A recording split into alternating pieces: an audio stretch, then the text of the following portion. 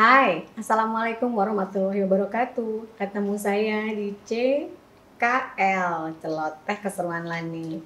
Kali ini saya masih mau membahas tentang kesehatan dan kesehatan wanita pada khususnya.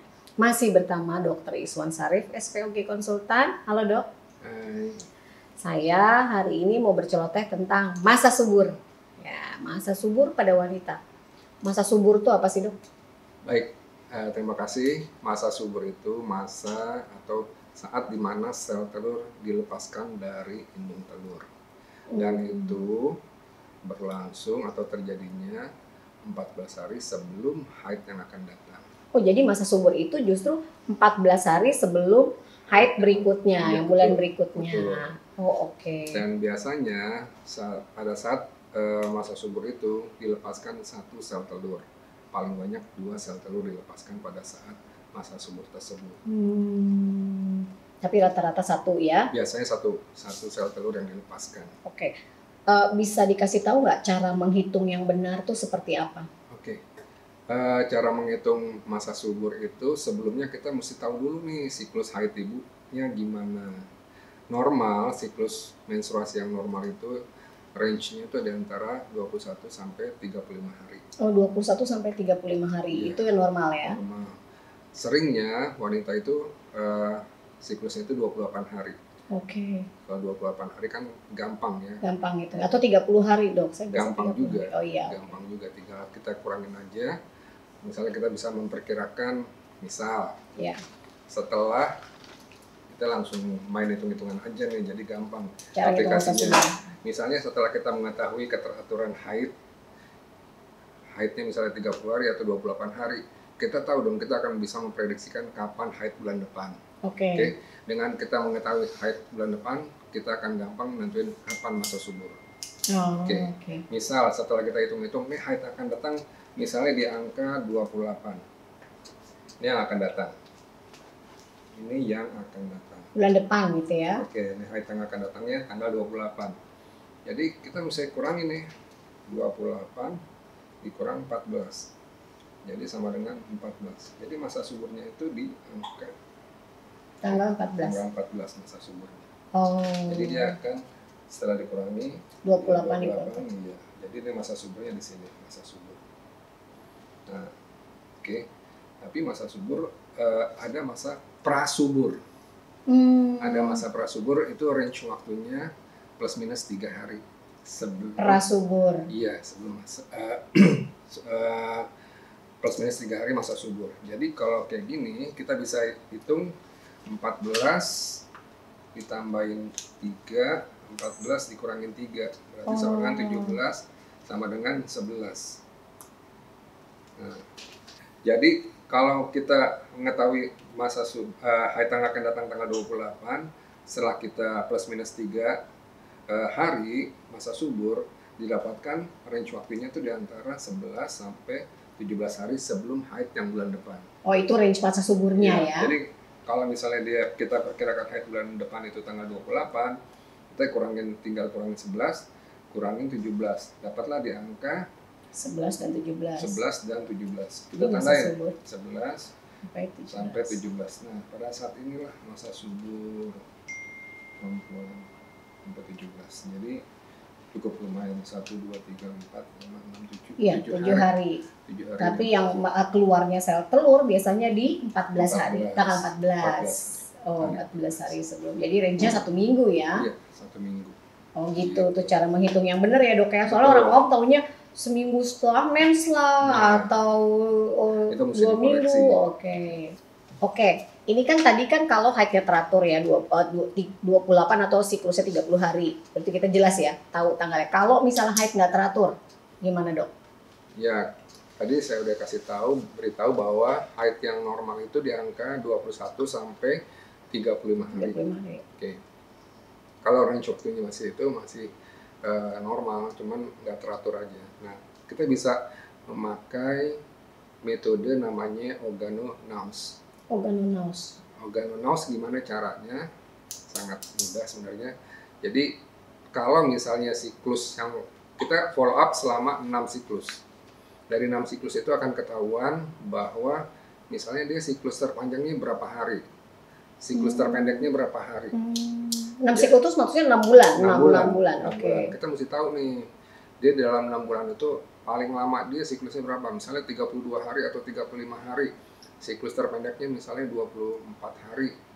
Kita bisa lihat kan. Nah, kita bisa menghitung masa suburnya itu, misal siklus terpendeknya itu 24 hari ya, siklus terpanjangnya 34 hari. Jadi kita bisa hitung yang terpanjang kita kurangin, yang terpanjang ya kita kurangin 11. Oke, yang terpanjang kita kurangin 11. Misalnya tadi 34 ya.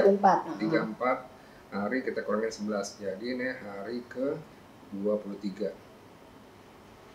Yang terpendek tadi 24 ya, kita kurangin 18. Jadi sama dengan ya? 6. Jadi dia range waktunya tuh di antara hari ke-6 sampai hari ke-23. Panjang ya? Iya, itu kan karena dia tidak teraturan itu. Jadi kita bisa memperkirakan masa sumurnya di antara angka 26 sampai 6 hari ke-6 sampai ke hari ke-23. Sebelum mens berikutnya. Sebelum haid yang akan datang. Oh gitu. Iya. Berarti emang lebih panjang ya masa suburnya kalau ya? Kalau teratur. Kalau tidak teratur. Pengaturannya seperti itu. Tapi kalau emang siklusnya berantakan sama sekali di luar range normal, lebih dari 35, kurang dari 21, sebaiknya memang mesti dilakukan regulasi haid dulu, baru kita bisa melihat atau mencapai siklus haid yang normal tersebut. Oh, itu harus datang ke ahlinya Iya. ya, ke dokter kandungan ya. Betul. Diatur dulu ya dok. Betul. Ya, sampai dia benar-benar teratur, baru kita bisa menghitung. Betul, baru kita bisa menentukan kapan masa subur. Oh oke. Manfaatnya kita mengetahui masa subur tuh apa dok? Satu, otomatis kita akan tahu akan meningkatkan peluang untuk program buat anak. Oh iya. Program hamil, peluang buat hamil. Nah, tapi di sisi lain dengan mengetahui kita siklus masa subur ini bisa sebagai KB alami. Otomatis kan kita akan menghindari kapan nih masa suburnya. Kalau otomatis kita akan berhubungan di luar masa subur. Masa subur itu. Kalau dia pengen berhubungan di masa subur itu berarti mesti pakai pelindung ya. Maksudnya di luar hormonal ya dok. Betul. Ya. Oh oke. Yang ketiga dia akan mendeteksi masalah reproduksi. Itu kan otomatis dengan oh nih siklus haidnya begini, masa suburnya begini. Ada nggak masalah yang mengganggu di organ reproduksinya itu sendiri? Gitu. Oh gitu, iya ya biar jadi bisa tahu nih ada masalah nggak gitu ya. Betul. Untuk mempunyai keturunan atau enggak. Betul. Terus kita punya nggak ciri-ciri lagi masa subur gitu dok? Pertama paling sering itu adanya ditandai keluar lendir, bening, terus dia elastis. Jadi kalau misalnya kayak putih telur, jadi kalau kita ambil, kita tarik ke atas, dia tidak mudah lepas, panjang. Itu biasanya terjadi di hari ke-14 itu? Iya, masa subur. Oh, itu masa subur, salah satunya itu. Kemudian? Kemudian peningkatan suhu basal tubuh. Normal suhu basal sebelum masa subur itu di angka 36,1 sampai 36,4. Jadi 36,1 sampai 36,4. Nah, kalau di masa subur dia akan meningkat di angka 0,4 sampai 1 derajat Celcius. 36,4 sampai 37. Oh, itu agak anget-anget gitu ya, dok ya. Itu ciri-ciri diri sendiri ya, maksudnya tanpa kita menghitung ya. Yeah. Misalnya lagi masa, terus ada lagi nggak dok? Ada lagi, salah satunya lagi peningkatan libido. Jadi tuh pengennya deket aja sama suami, mungkin lagi masa subur lagi libido lagi naik-naiknya itu. Berarti kalau mau punya anak di saat-saat seperti itu ya? Ya iyalah pasti. Bagusnya ya. Oh, jadi kita bisa ngerasa sendiri ya? Betul. Nah paling simpel sekarang udah banyak lagi kan, namanya OVU test. Jadi bisa dengan stick aja ketahuan ini lagi masa subur atau enggak. Gitu. Oh gitu. Jadi masa subur itu sebenarnya ada hitungan persisnya, tidak mengira-ngira, misalnya seminggu atau 2 minggu setelah mens masa subur, bukan. Untuk yang siklusnya normal, siklus haidnya normal itu berarti 11 sampai 17 hari sebelum haid berikutnya. Kalau yang tidak teratur tapi masih di range normal ya dok ya, berarti kita hitung dari siklus terpendek dan siklus terpanjang. Nanti ada hitungannya lagi seperti yang tadi dokter jelaskan ya.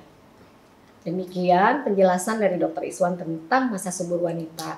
Kalau masih kurang jelas dan mau ada pertanyaan lanjutan, bisa di kolom komentar. Insya Allah kita akan jawab secepatnya. Semoga bermanfaat. Share for all, happy together. Kemana nih? Bebas. Action. Hai, Assalamualaikum warahmatullahi wabarakatuh. Ketemu lagi di CKL. Terus. Take 2. Action. Hai, Assalamualaikum warahmatullahi wabarakatuh.